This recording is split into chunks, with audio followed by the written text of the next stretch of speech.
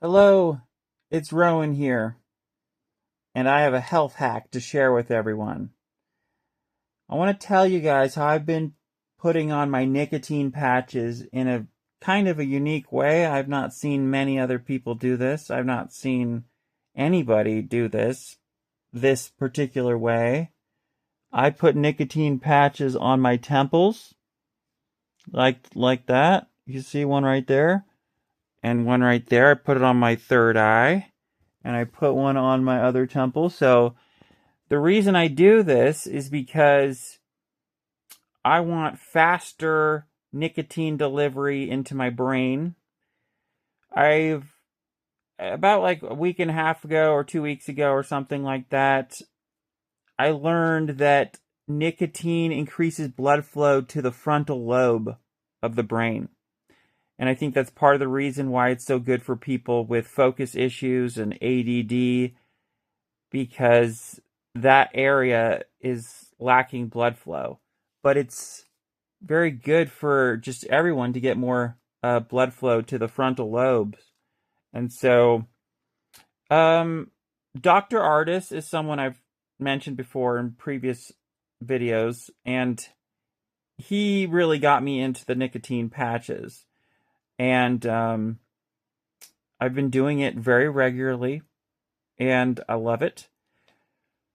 Sometimes I take some breaks. I've taken, like, I haven't taken nicotine the last 2 days, but now I'm getting get back into it. And the best thing about it is I literally feel it. Okay. Nicotine patches, if you take enough of it at once, it's something you will feel. You will feel, especially when you put it on your temples and your head, especially, you'll feel a rush of energy to your head. And I especially love supplements and health hacks that you can feel. You don't have to just trust that it's working in the background, but it's like, no, I can feel this. This is real. And nicotine is one of those things, but you have to take enough of it so that you can feel it. If you just take too small of it, you probably won't feel it. So, this is the nicotine patches I've been getting.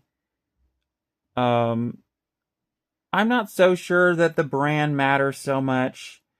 Dr. Ardis recommends a specific brand. I just went to the Walmart and just got the I actually got this for superstitious reasons. I'm kind of a superstitious person. I get things for memory reasons. So for instance, this color, I got it actually because it was the color. Okay, so it's like it's not like I don't think it matters so much as far as like what brand. I just got it because of this teal color, because my mom says her favorite color is teal slash turquoise. That color. And yeah, so the point is it's awesome.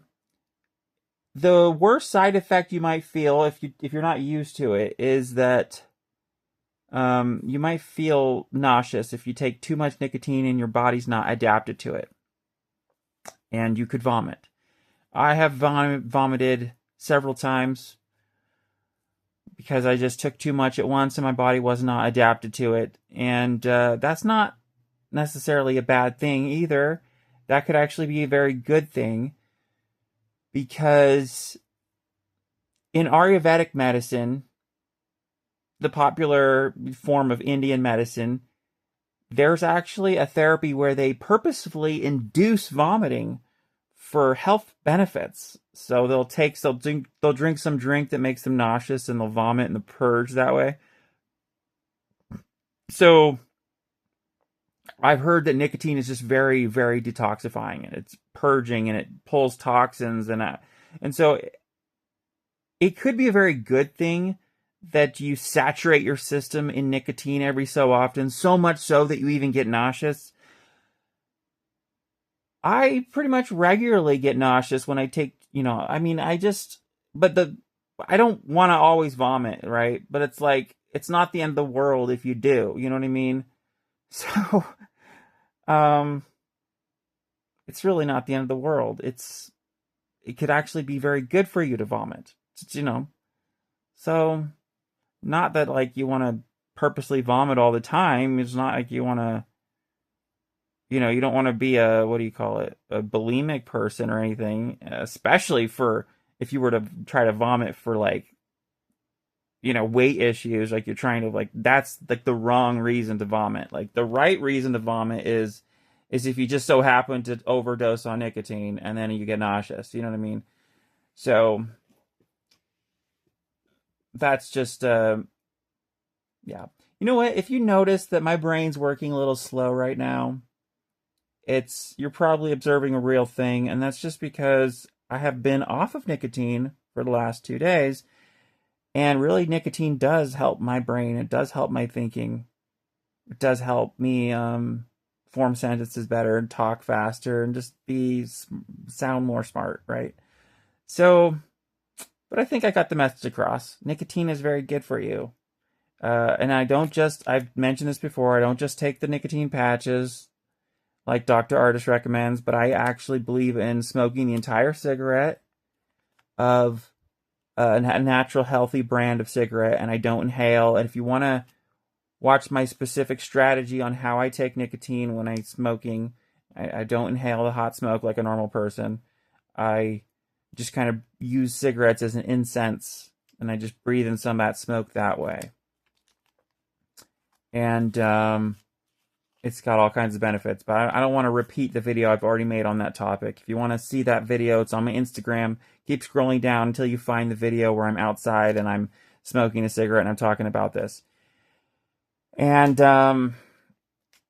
just it's amazing. I forgot the name of this person that told me that the nicotine helps blood flow to the frontal lobes, but that once I learned that, it helped nicotine be even more beneficial to me because the placebo effect started to become more effective. The reason a lot of this stuff works is not just because it has a benefit in itself, but it's the placebo effect taking effect, because once you start to believe in it, when you research, oh wow, nicotine's actually doing all these things, and the more you research it, the placebo effect will start to become more powerful. The more you can have faith that these health hacks are working, then they're going to work better. So I always recommend, for every health hack, every new thing you're trying to do, always research it. Keep researching it more and more. Look into the testimonials of people. Go on YouTube and be like, well, what are the benefits of nicotine? Testimonials and all this stuff, and then feed your brain with that type of knowledge, and the placebo effect will make it more effective for you. I'm a big believer in the placebo effect. This is how we interact with this reality, as far as I can tell. The way we interact is with our imaginations. The more you can believe something and imagine that it's working, the more it will work for you. So the placebo effect is definitely not to be discounted. And yeah, just keep it up with the nicotine. I'm a big believer of that. One thing I did want to mention, I didn't mention this in the first video about the smoking, my strategy on how I do it in a health conscious way. But the plastic filter, this is what I want to talk about. The plastic filter of the cigarettes, definitely something you want to be careful of. I rip those off now. I don't even, I use Native American Spirits cigarettes, and I rip off those filters because they're plastic, and you don't want to get those plastics in your body. I'm a big believer in avoiding the plastics for health, because the plastics are xenoestrogens. The plastics will disrupt your hormone systems, and it's a big problem. I heard that people are walking around with an entire plastic spoon in their brains, the plastic spoon worth of plastic in their brains. And so that's a problem. You don't want that. You don't want that. So same reason that when I go to Starbucks, I don't have them put my coffee in the plastic lined paper cups anymore. I avoid that, and I just say, hey, put it in the mug. I want the ceramic mug. Put the coffee in the mug, and you get refills that way too. And just keep Caffeine's another thing. I'm a believer in caffeine. I don't think it's bad for you. I eat a bunch of caffeine. Um, I think caffeine's excellent for your brain. And I could talk about this supplement, this food I've been eating, this yerba mate, very, very high caffeine source, like coffee, and it just wakes up your brain big time. Big time waking up your brain. Think better. If you have any ADD issues, like this is definitely something you want to try. Yerba mate, and it does not give you the jitters like if you have too much coffee, like you'll notice like your nervous system's getting a little wiry, you're getting a little jittery, you're getting like overstimulated. Like yerba mate, I can drink these, tons of them. I can literally drink tons of these. Like so many days I'll drink 5 or more yerba mate drinks like this of different flavors. My favorite flavor is the mint flavor. Amazing. I feel like these hydrate you better than water, which is a huge secret. Everyone knows hydration is key.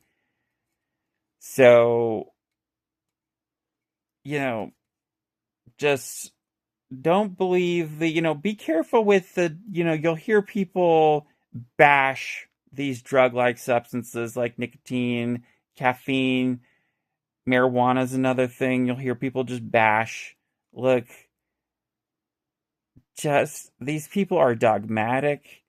These we trick ourselves by calling these substances drugs. See, like, oh, we define caffeine as a drug. We define nicotine as a drug. Or we could call them nutrients. We don't have to call them drugs. We're just gaslighting ourselves with this negative language around nicotine and caffeine and marijuana. And why can't we call these things nutrients? Why do they have to be called drugs? Who define these things as drugs? Drugs has such a negative connotation as a word. You could call them nutrients. Like who's to say magic mushrooms is a drug? Why do you call it a drug? Why not call it a nutrient? Why do you call these things drugs? Who decided that they're drugs? You got to think about language like that. Language can be very tricky and gaslighting.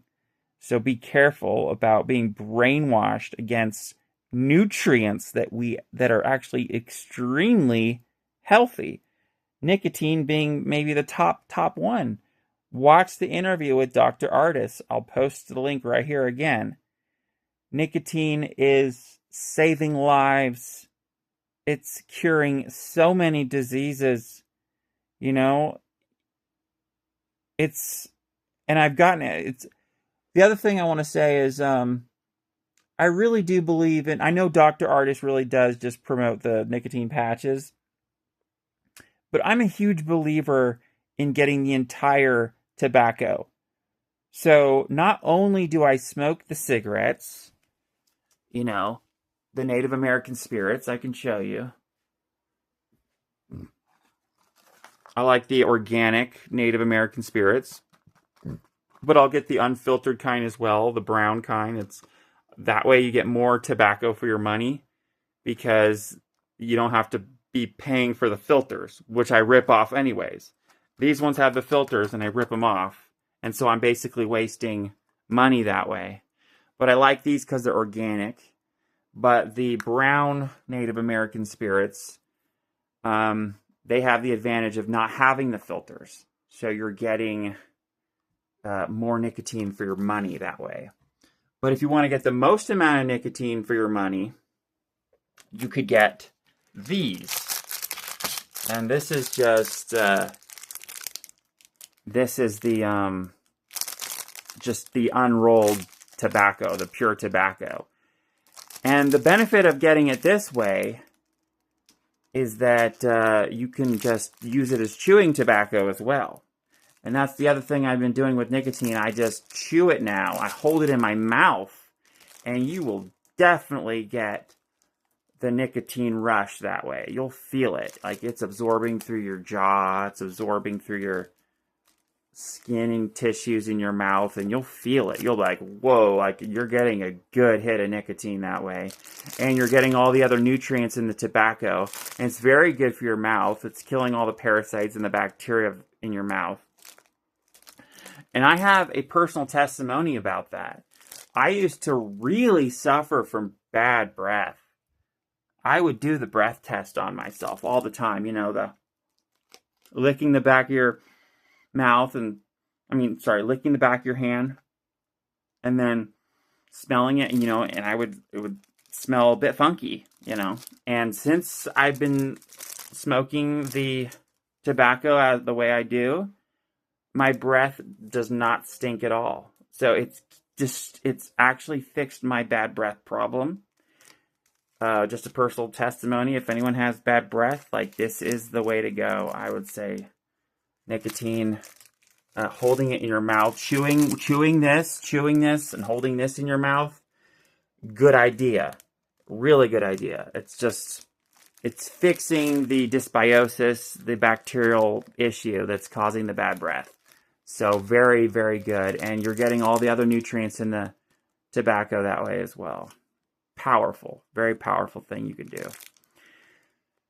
Yeah. I guess I could show you the brown cigarettes that I get. Let me get these.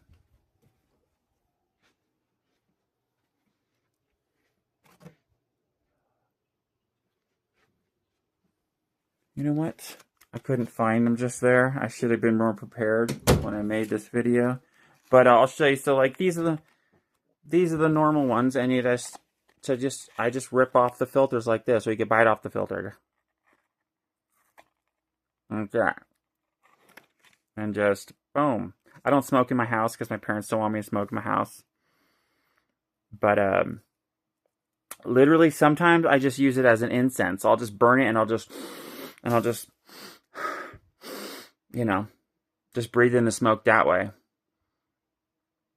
And yeah. Simple. But this will change your life. You'll definitely feel like you're thinking faster. You'll be more focused. And you'll notice the difference once you go off a few days. I do recommend taking a break every now and then so you can resensitize your body. Resensitize your brain to the nicotine, because if you're just taking it every day and you never take breaks, it might lose its effectiveness. You'll maybe not notice it as much. And I like to feel, like I'm noticing the effect. And so take a break every now and then, let your body reset, and then get back on the nicotine. It's amazing. I've been researching more about the Native Americans and specifically how they would smoke. And they also, many times, I've heard that they did not inhale. Okay, so this thing about not inhaling is huge. That's a huge health hack, a huge health secret. Not that I don't inhale, I secondhand smoke for yourself. I explained it in the first video. I don't want this video to get too long, but, use it as an incense. Let it vaporize into the air a little bit, and then breathe it in. Don't just, breathe in a bunch of hot smoke and cough. Like I mentioned in the first video, you don't want to be coughing. That's a sign that you really are hurting your lungs, I think. So, when I do it this way, I'm not coughing. I'm not feeling like it's hurting my lungs. So, you're going to see me smoke, and I'm doing it in a very conscious way. It's very healthy. Okay, so this is a big health secret. The Native Americans knew stuff. All right, so don't discount the Native American wisdom on tobacco. They consider tobacco like the king of herbs, like the top herb. And I've heard, it's kind of a superstitious thing, but I've heard David Wolf actually mentioned this. I have him to thank for this. He said it sends your prayers straight to heaven. Like something about the tobacco smoke. I don't know, but if you can believe that, that it's making your prayers more effective. And I heard the Native Americans, they would just fill their mouth with the smoke and then breathe it out. And they would not inhale, but they would charge the smoke with a prayer. And then they would just breathe it out. And they would think that they're communicating with the tobacco spirit or something, or, some superstitious thing like that. But hey, look, superstition is the way. Consider that superstition, they say, there's that song that says superstition ain't the way. Well, you know what? Consider that superstition is the way. And how many times have people been saved by their superstitions? Their superstitions saved their lives, because superstitions are often there to protect us. We're superstitious about certain things because we're trying to be extra careful and extra safe. So superstitions are there in place to save us, to protect us, to keep us fearful of certain things. And you get a gut instinct about something, you get a premonition. I've gotten so much scary premonitions, and I listen to my premonitions. Like when you get a premonition about something, you see a vision of, a scary vision. I better not go that way. I better not do this. I better not, That's something smart. That's your intuition speaking to you. That's the intelligence inside you. That's the God inside of you, you could say, protecting you. Listen to your superstitions, and you'll find testimony after testimony after testimony of people saying that, when they didn't listen to their premonitions and they didn't listen to their superstitions, they didn't listen to their instincts, that's when horrors and nightmares happen to them. Their worst nightmares. Yes. You don't want your worst nightmares to happen. If you don't want your worst nightmares to happen to you, I strongly recommend being a superstitious person, listening to your superstitions, and treating it like your inner intelligence. And it's smart. But that's enough for now. See you later. And remember, sharing is caring.